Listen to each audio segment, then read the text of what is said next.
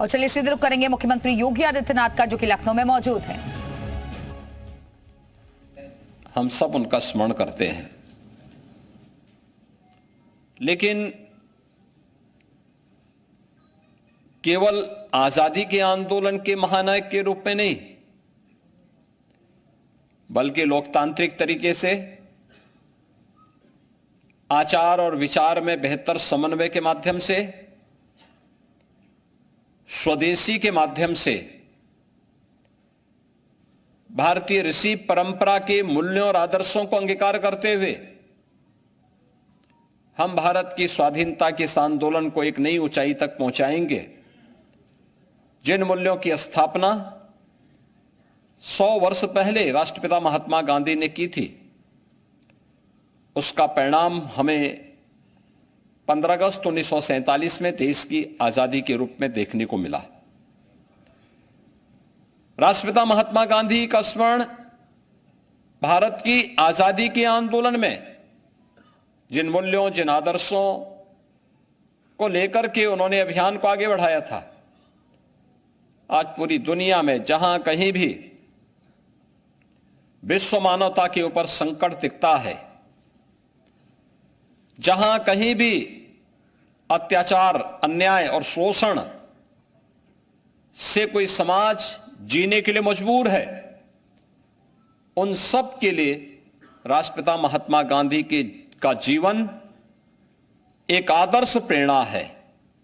याद करिए, दक्षिण अफ्रीका में जब नेशनल मंडेला ने वहां के भेदभाव के खिलाफ एक बड़ी लड़ाई प्रारंभ की थी, उनसे पूछा गया कि आखिर आपकी लड़ाई किन मूल्यों को लेकर की है, तो उन्होंने कहा हमारी लड़ाई राष्ट्रपिता महात्मा गांधी के आदर्शों से प्रेरणा लेकर के एक निरंतरता को आगे बढ़ाने वाली है, और दक्षिण अफ्रीका को वहां पर रंगभेद के खिलाफ इस आंदोलन को एक नई ऊंचाई तक पहुंचा करके उन्हें स्वतंत्र कराना है, और उन्हें सफलता प्राप्त हुई।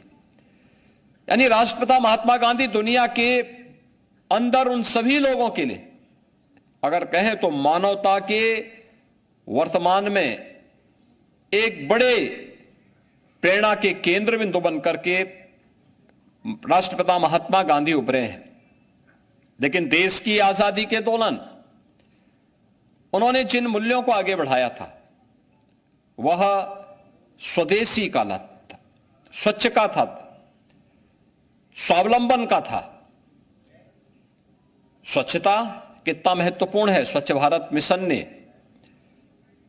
10 वर्ष के अंदर किए गए, तय की गई उस दूरी को प्राप्त करने के माध्यम से हम देख सकते हैं, स्वच्छता ने लोगों के अंदर एक स्वच्छ जीवन जीने की प्रेरणा दी।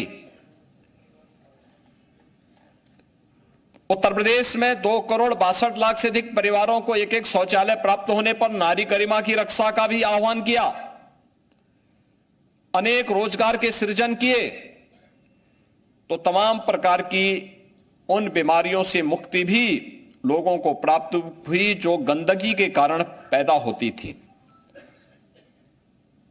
यानी जीवन जीने के लिए एक माध्यम वह स्वच्छता हो सकती है।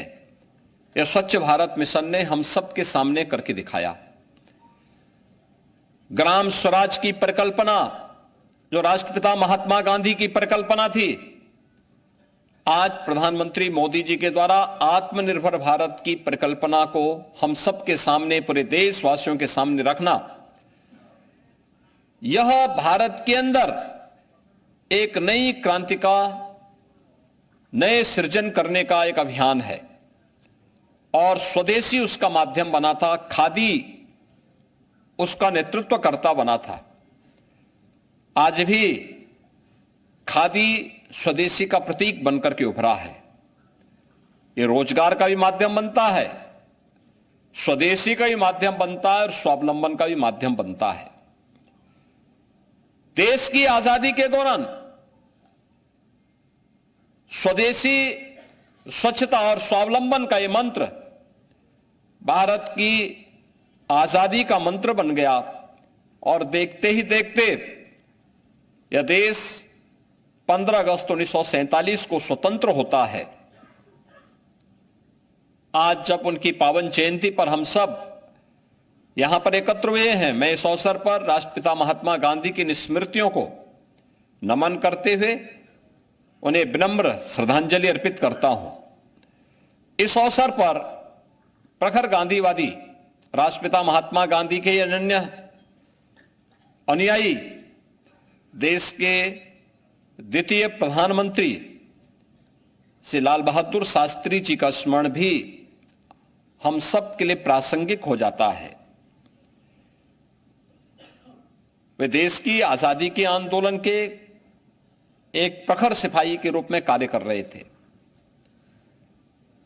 उस समय कांग्रेस के मंच का उन्होंने उपयोग किया, उस आंदोलन के साथ जुड़े रहे, स्वतंत्र भारत में अनेक दायित्वों का निर्वहन किया, केंद्रीय मंत्री के रूप में, केंद्रीय गृह मंत्री के रूप में और फिर देश के द्वितीय प्रधानमंत्री के रूप में। वे बापू के अनन्य अनुयायी थे,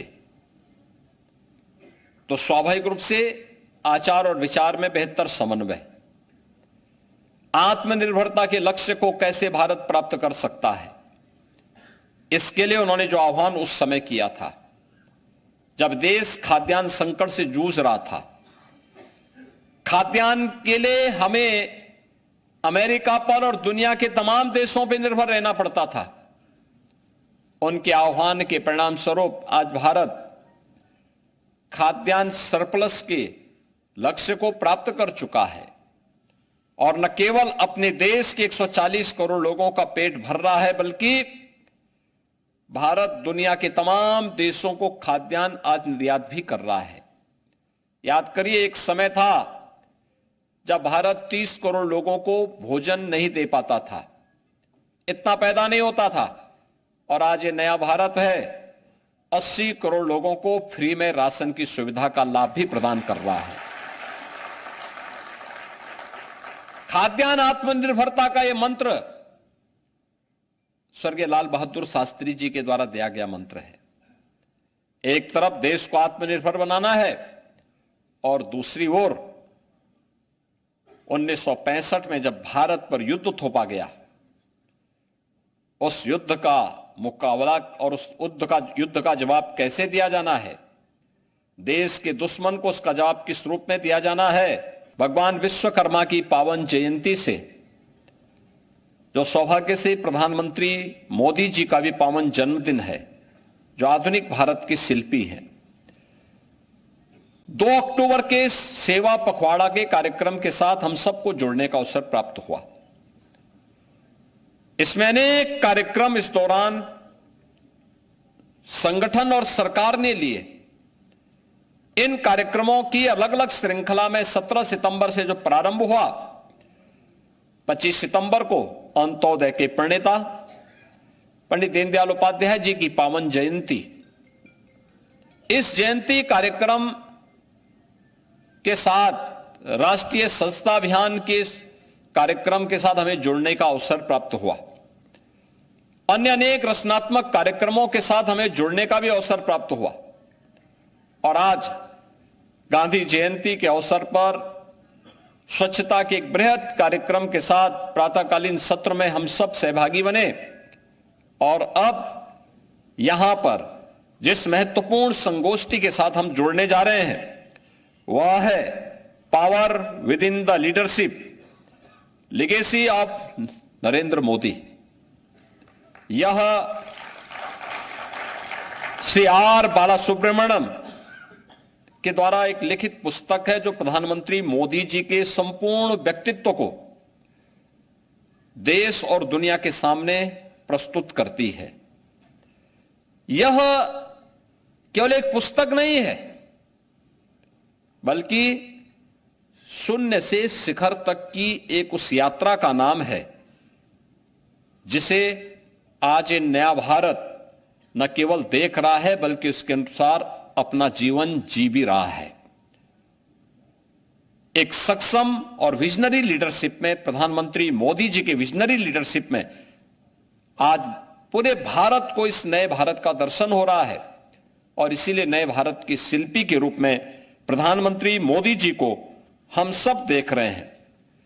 यह सेवा के से संकल्प की जिस यात्रा को लेकर के आगे बढ़े हैं वह समृद्धि की एक नई ऊंचाई तक पहुंचाने के लिए, विकसित भारत की संकल्पना को आगे बढ़ाने के लिए किए गए प्रयासों का प्रतिफल इस पुस्तक के माध्यम से श्री आर बालासुब्रमण्यम ने पूरे देश और पूरी दुनिया के सामने रखने का प्रयास किया है। आपने देखा होगा दुनिया के अंदर जितने भी बड़े देश और विकसित देश हैं वे अचानक विकसित नहीं हुए।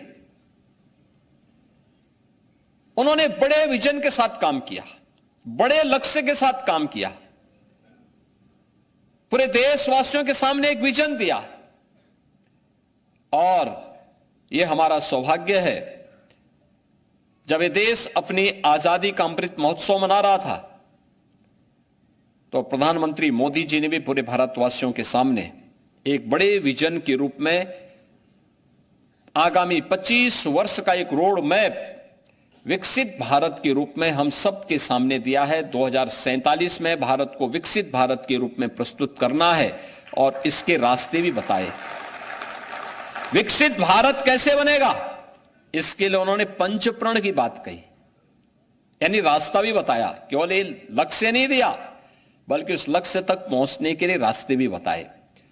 तो यह एक विजनरी नेतृत्व का गुण होता है जो प्रधानमंत्री मोदी जी ने हम सबको दिया और इसके लिए उन्होंने अपने इस 10 वर्ष के कार्यकाल के दौरान भारत को जो दिया, make in India, digital India, आत्मनिर्भर भारत, वोकल फॉर लोकल, ये सभी स्लोगन के साथ उसको जमीनी धरातल पर उतारने का कार्य भी उन्होंने किया है। तो इसके अनुरूप इंफ्रास्ट्रक्चर भारत के पास हो, वर्ल्ड क्लास हाईवे, 2 लेन के ही नहीं 4 लेन के नहीं बल्कि 12 लेन और 14 लेन के highway, rapid rail, high speed train, bullet train,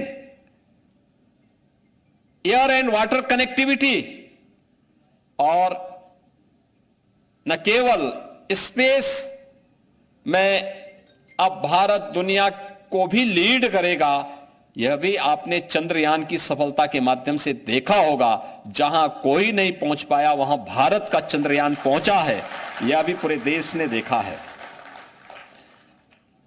समावेशी विकास और कल्याणकारी योजनाओं को हम सब ने अनुभव किया है और उससे भारतवासी किसी न किसी रूप में लाभान्वित हुए हैं। याद करिए भारत की ऋषि परंपरा की देन क्या रही है, सर्वे भवन्तु सुखिनः सर्वे सन्तु निरामया। यही तो रहा है, सबके सुख की कामना, सबके आरोग्यता की कामना। और मोदी जी ने 2014 में कौन सा मंत्र दिया था, सबका साथ सबका विकास। ये सबका साथ सबका विकास केवल एक स्लोगन नहीं बल्कि भारत की जनता इसके अनुरूप जीवन यापन भी करेगी। इसके लिए जब इस सदी की सबसे बड़ी महामारी आई, 80 करोड़ लोगों को फ्री में राशन की सुविधा का लाभ, हर भारतवासी को।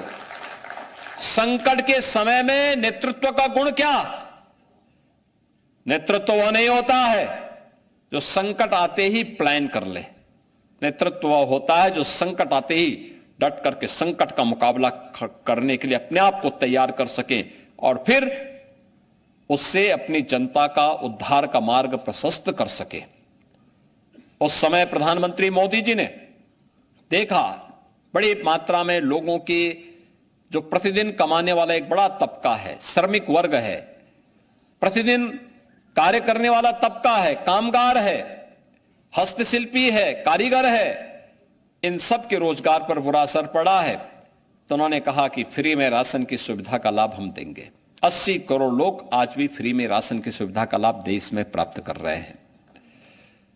आपने देखा होगा स्वच्छ भारत मिशन में 12 करोड़ परिवारों के पास अपने शौचालय बन गए। 10 करोड़ गरीबों के घर में उज्ज्वला योजना की रसोई गैस के सिलेंडर भी पहुंच गए। 12 करोड़ अन्नदाता किसान जो 2014 के पहले आत्महत्या कर रहा था, आज उसके घर में प्रधानमंत्री किसान सम्मान निधि का लाभ प्राप्त हो गया। आप याद करिए, 4 करोड़ से अधिक गरीबों के घर एक उन्हें पीएम आवास की योजना का लाभ प्राप्त हो गया। यह जो एक समावेशी विकास है, बिना भेदभाव के, चेहरा नहीं देखा, जाति नहीं देखी, क्षेत्र नहीं देखा, भाषा नहीं देखी, भाव एक ही था, सबका साथ और सबके विकास का। विकास सबका, सुरक्षा सबको, सम्मान सबको। लेकिन भारत के अंदर तुष्टीकरण की नीति पर चल करके नहीं, बल्कि उसकी गरीबी, उसकी लाचारी, इसको ध्यान में रख करके इन योजनाओं का लाभ हम उन लोगों को देंगे। और इन योजनाओं ने दुनिया के अंदर भारत की छवि को ईज ऑफ लिविंग के रूप में एक बेहतरीन प्रयास करने वाले देश के रूप में प्रस्तुत किया। बहनों और भाइयों, एक निर्णायक शासन के रूप में भी उन्होंने अपने आप को साबित किया इन 10 वर्षों में।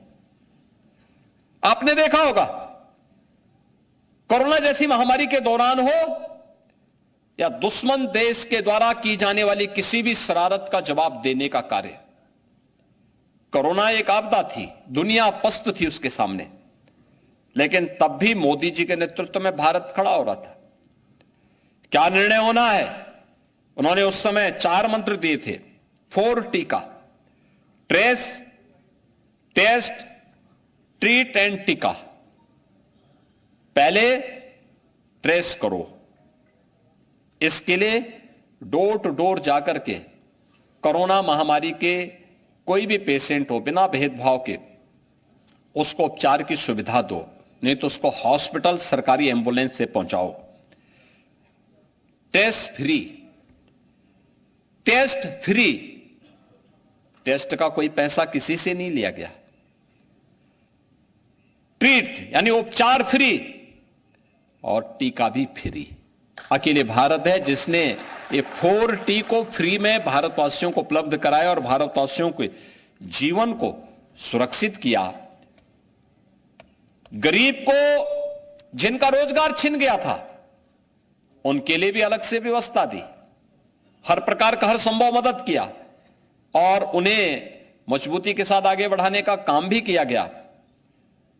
दूसरी तरफ अगर पाकिस्तान ने जरूरत की या दुश्मन देश ने जरूरत की तो 2016 में सर्जिकल स्ट्राइक और बालाकोट में एयर स्ट्राइक करने में भी कभी पीछे नहीं हटे। एक राष्ट्रवादी अपील के रूप में उन्होंने जाति, मत और मजहब के आधार पर नहीं, क्षेत्र और भाषा के आधार पर भारतीय समाज को नहीं बांटा। एक राष्ट्रवादी अपील किस रूप में होनी चाहिए? यह व्यक्ति को केंद्रित करते हुए होनी चाहिए, उनके राष्ट्र के प्रति योगदान को ध्यान में रख करके की जानी चाहिए। देश और धर्म के लिए जिन्होंने योगदान किया, अगर आपने देखा होगा कि उन्होंने एक बात जरूर की कि हमारे लिए राष्ट्र निर्माण सिर्फ एक कर्तव्य नहीं, यह एक दिव्य जिम्मेदारी है। और उस जिम्मेदारी का निर्वहन किस रूप में आपने होते हुए देखा है, विपरीत परिस्थितियों में भी, चाहे वह सिखों की आस्था से जुड़े हुए करतारपुर कॉरिडोर का मामला हो या बाल दिवस का वास्तविक स्वरूप क्या होना चाहिए। इसमें गुरु गोविंद सिंह जी महाराज के 4 साहबजादों की स्मृति को ही बाल दिवस के रूप में मान्यता मिलनी चाहिए। यह भी प्रधानमंत्री मोदी जी ने देकर के एक भारत श्रेष्ठ भारत के परंपरा को आगे बढ़ाने का काम किया। तो भारत की ऋषि परंपरा को, योग भारत की ऋषि परंपरा का प्रसाद है। विश्व योग दिवस 21 जून की तिथि दुनिया के लगभग 250 देशों को योग के साथ जोड़ करके, भारत की योग परंपरा के साथ जोड़ करके हमेशा के लिए प्राकृतिक रूप से उसको पेटेंट करा दिया कि योग भारत के साथ है, भारत का नाम है, कोई दुनिया की कोई ताकत इसको अपने नाम से नहीं कर सकती है। भारत के अंदर कुंभ जैसे पर्वों को, प्रयागराज कुंभ 2019 में दिव्य और भव्य कुंभ के आयोजन के साथ हमें जोड़ने का अवसर प्राप्त हुआ था, लेकिन दुनिया ने इसको मान्यता नहीं दी थी। यूनेस्को की अमूर्त सांस्कृतिक धरोहर के रूप में कुंभ को मान्यता प्राप्त हो, यह भी प्रधानमंत्री मोदी जी के प्रयास से संभव हो पाया। बहनों और भाइयों, भारतीय जनता पार्टी केवल एक सत्ता प्राप्त करने वाली पार्टी न बने, बल्कि भारतीय जनता पार्टी भारत ही नहीं बल्कि दुनिया का सबसे बड़ा राजनीतिक दल के रूप में दुनिया के सामने आए। क्योंकि भारत अगर दुनिया का सबसे बड़ा लोकतंत्र है, तो भारत का वास्तविक प्रतिनिधित्व करने वाली सबसे बड़े लोकतंत्र की सबसे बड़ी पार्टी को दुनिया के सबसे बड़ी पार्टी के रूप में गौरव प्राप्त हो, यह भी प्रधानमंत्री मोदी जी के नेतृत्व में, उनकी विजनरी लीडरशिप में यह संभव हो पाया। एक तरफ भारतीय जनता पार्टी को दुनिया की सबसे बड़ी पार्टी के रूप में स्थापित करना है, दूसरा, अगर कभी किसी आपदा या किसी चुनौती का से देश घिर गया हो, तो उस समय संगठन एक ओर रखते हुए जनता जनार्दन की सेवा के लिए कार्य करना है। सेवा ही संगठन है। इस मूल मंत्र को ध्यान में रख करके उनका जो आह्वान उन्होंने उस समय भारतीय जनता पार्टी के लिए कोरोना कालखंड में किया था, जिसमें भारतीय जनता पार्टी के लाखों लाख कार्यकर्ता जनता जनार्दन की सेवा के लिए लग गए थे, और परिणाम हमारे सामने है। कोविड जैसे प्रबंधन को सफलतापूर्वक आगे बढ़ाने में दुनिया के सामने भारत ने एक बेहतरीन मॉडल प्रस्तुत किया। भारतीय जनता पार्टी के लिए उन क्षेत्रों में अपनी पहुंच बनाना जहां उसके लिए कठिन था। आप याद करिए नॉर्थ ईस्ट के स्टेट्स क्या स्थिति थी, त्रिपुरा में, असम में, और ये आप सबके लिए सौभाग्य की बात होनी चाहिए कि असम में जब भारतीय जनता पार्टी पहली बार सरकार बनाई, तो आपके बीच से ही किसी एक कार्यकर्ता को वहां भेज करके प्रभारी के रूप में भेजा गया, और प्रभारी और कोई नहीं, डॉक्टर महेंद्र सिंह थे। असम के प्रभारी के रूप में इन्होंने उस समय काम किया, और भारतीय जनता पार्टी की आज सफलतापूर्वक पिछले 10-12 वर्षों से वहां सरकार चल रही है। त्रिपुरा में भारतीय जनता पार्टी की सरकार बने, तब भी डॉक्टर महेंद्र सिंह वहां थे। मणिपुर में भारतीय जनता पार्टी की सरकार बने, अरुणाचल में भारतीय जनता पार्टी की सरकार बने, मेघालय भारतीय जनता पार्टी की, और नागालैंड में भी भारतीय जनता पार्टी के सहयोग से सरकार चल रही है, आज भी चल रही है। बहनों और भाइयों, ये वे क्षेत्र थे जहां पर भारतीय जनता पार्टी के बारे में क्या, भारत के बारे में भी लोगों के मन में एक संशय होता था। उनमें एक अलगाव का भाव वहां देखने को मिलता था, क्योंकि कांग्रेस ने और उस समय की पहले की 2014 के पहले की सरकारों ने कभी जोड़ने का प्रयास नहीं किया, आत्मीयता का भाव पैदा करने का। लेकिन प्रधानमंत्री मोदी ने लुक ईस्ट पॉलिसी के तहत नॉर्थ ईस्ट को जिस भाव के साथ जोड़ा, आज परिणाम है नॉर्थ ईस्ट भारत के साथ जुड़ करके विकास की मुख्य धारा के साथ जुड़ा है, उग्रवाद से मुक्त हुआ है, और भारत की एकता और अखंडता को मजबूती प्रदान किया गया। आज वो सांस्कृतिक रूप से भी और राजनीतिक रूप से भी भारत के साथ जुड़ करके गौरव की अनुभूति करता है। यही नहीं, उड़ीसा में भारतीय जनता पार्टी की सरकार, पश्चिमी बंगाल में भारतीय जनता पार्टी प्रमुख विपक्षी दल है, और भारतीय जनता पार्टी वहां मजबूती के साथ आज भी वहां पर वहां की जनता की आवाज बनकर के आगे बढ़ी है। देश के बड़े क्षेत्र में आज भारतीय जनता पार्टी की राज्य सरकारें काम कर रही हैं, और मोदी जी ने तब यह कहा था कि हमारे लिए जीत छोटी हो या बड़ी हो, या देश के हित के लिए भारतीय जनता पार्टी की जीत आवश्यक है, और उस अभियान के साथ भारतीय जनता पार्टी लगातार कार्य कर रही है।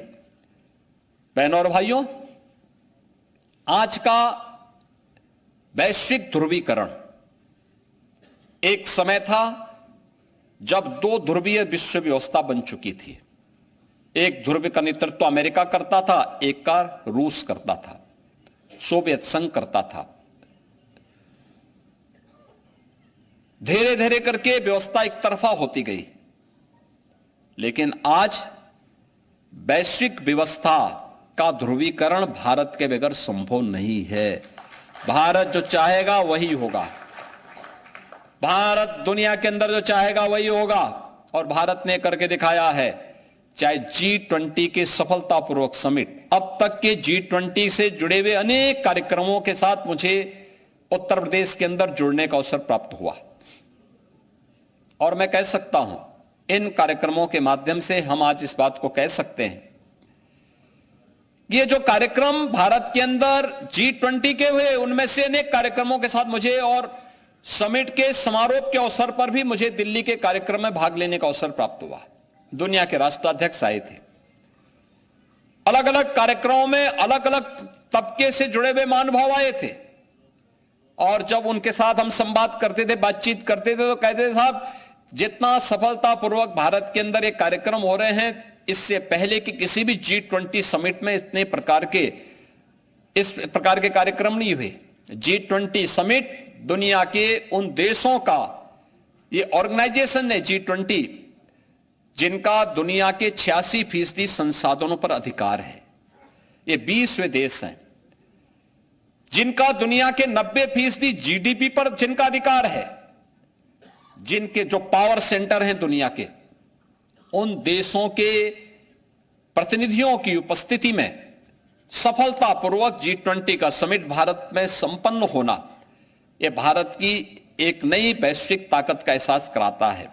ब्रिक्स समिट हो, या अभी आपने देखा होगा कि कैसे प्रधानमंत्री मोदी जी के नेतृत्व में ब्रिक्स हो या क्वाड जैसे मंचों पर प्रधानमंत्री मोदी जी की उपस्थिति, और दुनिया को भारत के बगैर दुनिया का आज कोई भी ध्रुवीकरण नहीं हो सकता है, वह उन्होंने करके दिखाया है कि कैसे पूरी दुनिया को एकजुट करना है।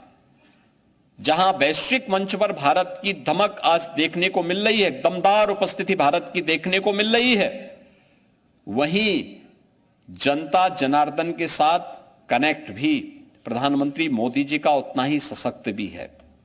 आपने देखा होगा कोई भी कार्यक्रम चलता है बिना जन सहभागिता के साथ नहीं होना है।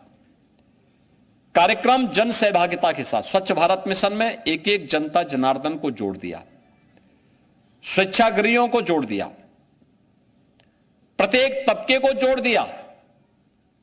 हर कार्यक्रम देश के नाम, लेकिन उसमें जनता जनार्दन की सहभागिता भी हो। उनके साथ अलग अलग कार्यक्रमों के साथ जुड़ाव भी इस कार्यक्रम का हिस्सा है। या मन की बात का कार्यक्रम, आपने देखा होगा मन के कार्यक्रम के माध्यम से प्रधानमंत्री मोदी जी ने उन ज्वलंत समस्याओं को उठाने का काम किया जो आम जन से जुड़े हुए हैं।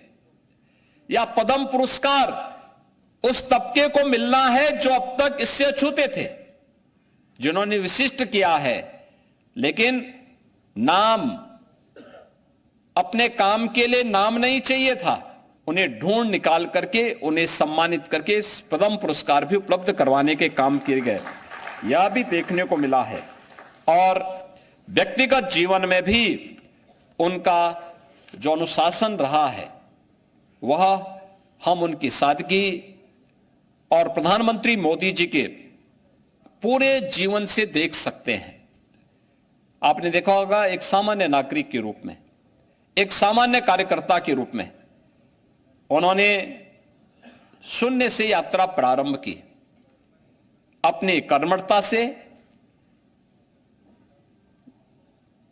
विचार परिवार से मिले हुए अनुशासन से, पारिवारिक संस्कारों से आगे बढ़ते हुए हर काम देश के नाम, इस लक्ष्य को लेकर के जब उन्होंने जीवन आगे बढ़ाया, आज वह दुनिया के सबसे बड़े लोकतंत्र के संवैधानिक प्रमुख के रूप में, भारत के यशस्वी प्रधानमंत्री के रूप में हम सबका गौरव बढ़ा रहे हैं, हम सबका नेतृत्व कर रहे हैं। आर बाला सुब्रमण्यम के द्वारा लिखित पुस्तक इन सभी बातों का उल्लेख करते हुए एक विस्तृत रूपरेखा देशवासियों के सामने, दुनिया के सामने प्रस्तुत करती है। निश्चित ही इस पुस्तक को हम लोगों को, प्रत्येक व्यक्ति को अवलोकन करना चाहिए, उसको देखना चाहिए। यह पुस्तक आप सबके लिए सुलभ हो सकेगी। इस व्यवस्था के साथ मैं आज के इस अवसर पर एक बार फिर से राष्ट्रपिता महात्मा गांधी जी को, देश के द्वितीय प्रधानमंत्री से लाल बहादुर शास्त्री जी को, उनकी स्मृतियों को नमन करते हुए विनम्र श्रद्धांजलि अर्पित करता हूं। आयोजकों को आयोजन के लिए, शिवा पखवाड़ा के इस कार्यक्रम के लिए हृदय से धन्यवाद देते हुए अपनी वाणी को विराम देता हूं। धन्यवाद। जय हिंद।